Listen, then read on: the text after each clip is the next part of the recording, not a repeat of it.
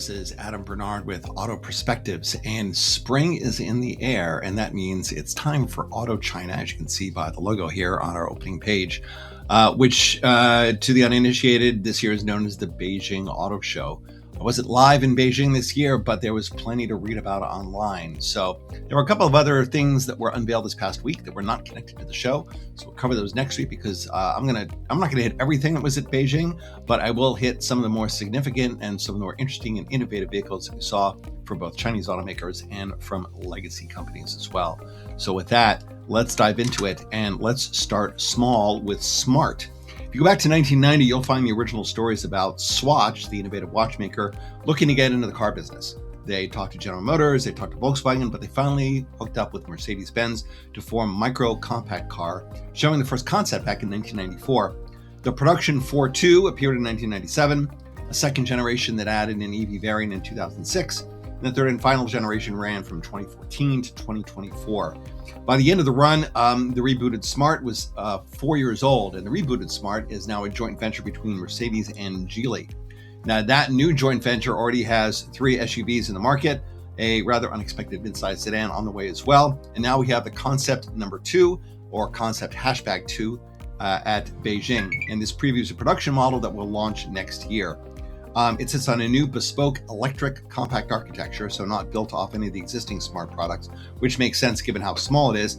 It scraps internal combustion power completely, so it is totally electric, targeting a range of 186 miles that's likely on the CLTC cycle, about 80% longer than its predecessor. It's just a few inches longer than the outgoing 4.2, and it clearly picks up a lot of the design cues from that vehicle. The gold trim, the leather straps on the wheels, and the white tires, obviously not intended for production. And there are no interior photos yet, but it's not hard to imagine what a production version of this concept would look like. The one thing we don't see, curiously / unfortunately, is the body structure. The original 4.2 had a space frame with easily removable body panels. They called it the Tritium frame. This allowed easy repairs, and the individually painted body panels meant the original plant did not need a conventional paint shop, which reduced investment. It seems like the new Hashtag 2 will have a more mainstream BFI body structure, which will likely make it easier to integrate into Geely's existing smart factories in China. The formal launch will be at the Paris Motor Show this fall, and that should fill in the final blanks on this still strange after all these years commuter vehicle. From here, we'll go over to Hyundai. Last week, we talked about the Hyundai Ioniq Venus concept, and now you have the production version known as the Ioniq V. This is the first Ioniq model developed specifically for China, so we won't see this in any other markets, at least so far. Hyundai has promised 20 new models in China over the next 5 years, targeting annual sales of about 500,000 units eventually, which is 2.5 to 3 times more what was sold in 2025, and that is supported by a $1.1 billion investment. The design language here is called the Origin, and the new platform was co-developed with Hyundai's partner in China, which is Beijing Auto. Think of this as kind of an edgier counterpart to the Ioniq 6 Streamliner, kind of that one-bow design from stem to stern, but it is still a kind of mid-sized large sedan with a bit of a passing resemblance to the now canceled Honda Zero Series Saloon. Hyundai is claiming a range of up to 600 kilometers on the CLTC cycle, or about 290 miles on the EPA cycle, which is okay, but maybe could be a little better given what some of the Chinese brands are able to achieve these days. It does have 800-volt charging and uses CATL batteries. The interior features a 27-inch 4K display and a Horizon head-up display in front of the driver. They are claiming class-leading cabin dimensions, and it features both standard Dolby Atmos for you audiophiles and an LM-based smart AI assistant. This will be sold by dedicated Ioniq specialists, so this won't be sold by the regular Hyundai retail outlet, at least not completely. So they'll obviously be a little more EV and NEV friendly. There'll be new retail formats along with a new transparent one price policy. So more to come, kind of cool way to start, and we'll see how it pans out. Speaking of sedans, Peugeot showed the Concept 6 here in Beijing. This represents a commitment to grow the Peugeot brand globally. Peugeot is now one of the 4 key brands highlighted by Stellantis as being core to their future, along with Fiat, Jeep, and Ram. The brand promise for Peugeot is now referred to as serious about pleasure. This is a flagship sedan, and you can't quite tell in this view, but it is actually shown as a station wagon or shooting brake. Up front, you've got a nice big illuminated logo, as well as the familiar three-claw lighting signature, which has been kind of reinterpreted here for the Chinese market. We don't have a lot of other details available on the vehicle. There's a split rear spoiler on the back, which is kind of interesting. Here you can see the shooting brake profile. This previews a new lineup of larger sedans and SUVs, and we'll see the SUV shortly, produced by partner Dongfeng for both China and potentially other markets. So Peugeot used to have the 508 flagship. That's not around anymore, so this could be seen as a new 508 or maybe even a 608. We'll have to wait and see until we see the production version, probably sometime in the next couple of years. We also saw new sedans from Fang Cheng. This is part of BYD's portfolio. It's positioned above Denza, and we'll talk about Denza in a bit, and below Yangwang, which is their true luxury brand.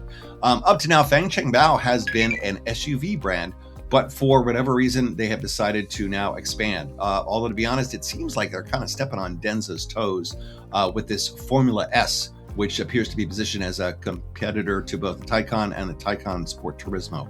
It is an 800-volt architecture. It has a 1,000 horsepower tri-motor electric powertrain, and Fang Cheng says this will be in dealers late this year.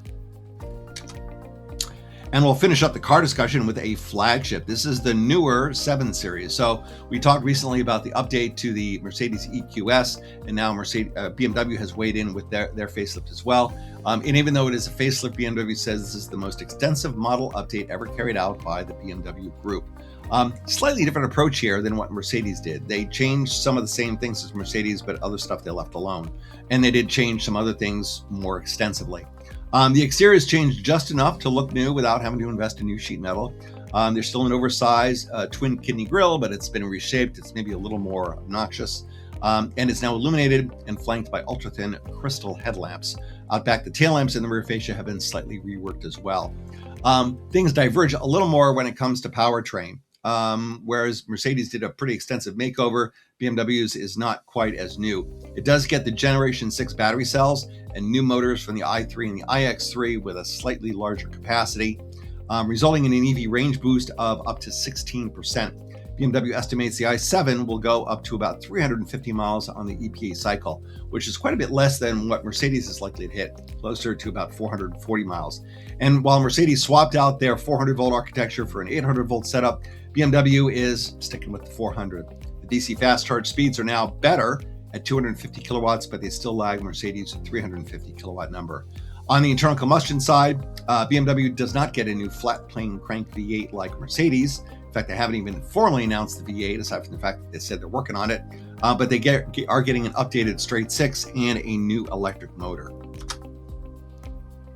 Inside, BMW departs from Mercedes a bit with a complete makeover. So while the Mercedes EQS looks a lot similar on the inside, the i7 and the 7 Series look quite a bit different.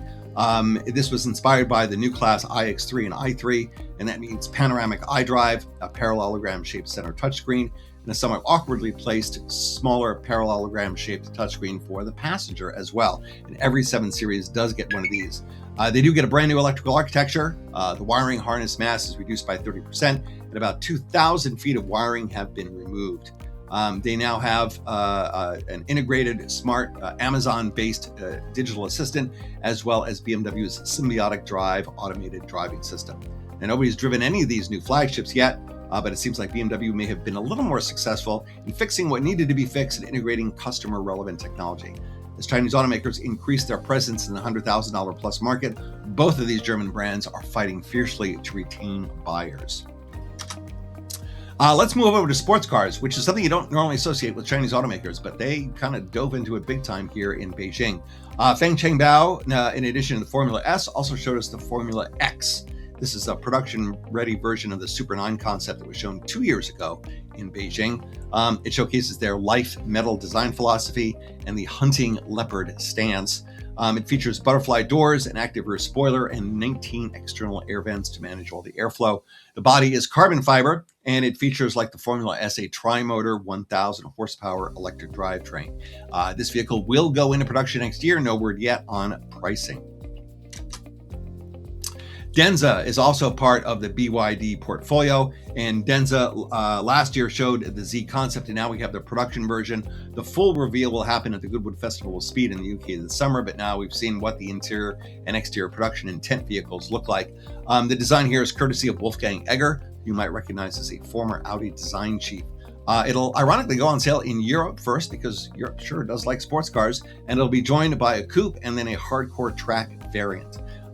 Again, not a lot of technical specs here, but it's expected to feature steer-by-wire, 4 independently controlled motors, the DCIS M magneto rheological suspension with predictive road sensing from the Yangwang U9 supercar. So good use of kind of some off-the-shelf parts.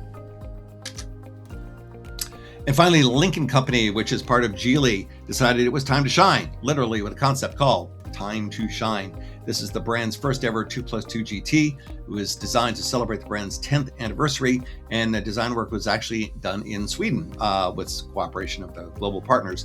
The exterior is described as being sculpted by light with yellow accents, referencing the brand's racing DNA.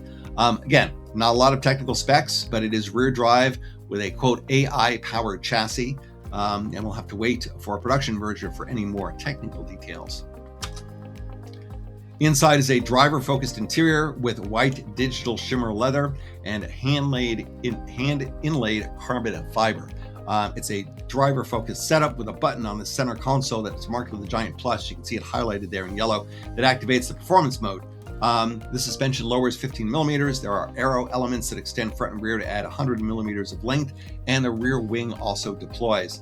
And when that happens, the instrument panel and 3 displays fold away to reduce driver distractions, making things very minimalist inside the vehicle. So a lot of really clever ideas here.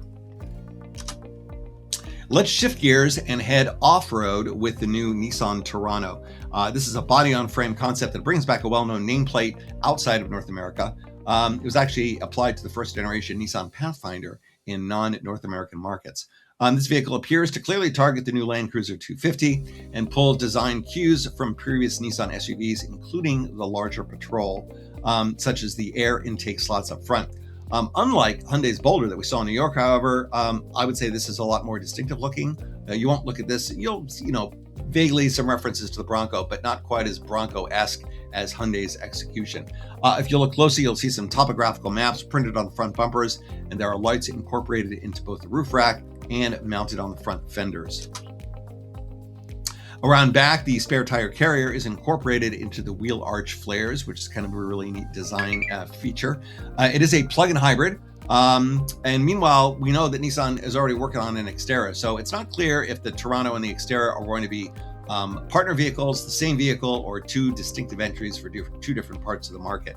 The Xterra is supposed to have a V6 hybrid without a plug, so we don't quite know how the 2 vehicles will relate. Production version will be unveiled within the year, at least for the Terrano, along with 3 additional Nissan NEVs. Again, we'll see if some of the cues here show up on the Xterra in 2028. This Terrano is expected to be exported to other markets, so it's possible this could wind up in Europe or South America, and the Xterra might wind up being a North American-only entry. And now we'll get into Jetta. So just as the joint venture between JLR and Chery takes the Freelander nameplate and is building it into a brand, Volkswagen actually did this a number of years ago with the Jetta brand. Volkswagen had sold the Jetta compact sedan in China. It had a strong following and decided to leverage it to create a new brand targeting young first-time buyers. The original Jettas were, of course, the original Jetta sedan, followed by a number of rebadged Seat SUVs. Now, Jetta is being reinvented as a largely NEV brand. NEV as in plug-in hybrid, EV, and EREV. This interesting-looking concept is somewhat unimaginatively named the X. It is a compact electric SUV with a rugged exterior design, which, to be honest, bears more than a passing resemblance to the Dacia Duster and Bigster. The production vehicle due later this year is expected to start around $15,000 and will be followed by 4 other models over the next 2 years, 1 ICE and 3 NEV. Target volume in the long term for the brand is expected to be between 400 and 500,000 units, or close to 3 times the peak volume for Jetta. A very, very aggressive target. So we'll see if they manage to get there, maybe with a more SUV-oriented portfolio. We saw the Peugeot Concept 6 earlier, and now we get a look at the Peugeot Concept 8. This is a flagship SUV that's slotted above the current 5008, so think of this as potentially a 6008. Up front, like the Concept 6, we see the familiar three-claw lighting signature and a large illuminated logo. And around back, it gets the same split spoiler as the Concept 6. Again, production has been hinted at to be built by partner Dongfeng for both China and potentially for other markets as well. So, and if Peugeot is intended to help the rest of the Stellantis brands around the world, this vehicle is probably large enough to even come to the US, perhaps maybe even badged as a Chrysler. We'll see if that happens. And we'll finish off with BYD's overlanding concept called the Ocean V. This is described by BYD as a family mobile life cube that breaks boundaries and refuses to fall into the usual categories of sedan, SUV, or MPV. So while it does have MPV-esque looks, those are rear coach doors. They don't slide, so it's not like a traditional minivan. And it is a little more off-road oriented as well, because it is designed to go about just about anywhere with you and your family. It features driving, cinema, and camping modes, and it features jellyfish-shaped speakers and lights that are magnetically detachable. So one of the more innovative and unique-looking vehicles at the Beijing show. And that about wraps things up for some of the highlights from Beijing. Hope you enjoyed this brief look. If you liked what you saw and heard, please subscribe and share. And please visit AutoPerspectives.net. Check out the blog. Look for me on LinkedIn, and I'll see you back here in about 7 days. Thanks. So long.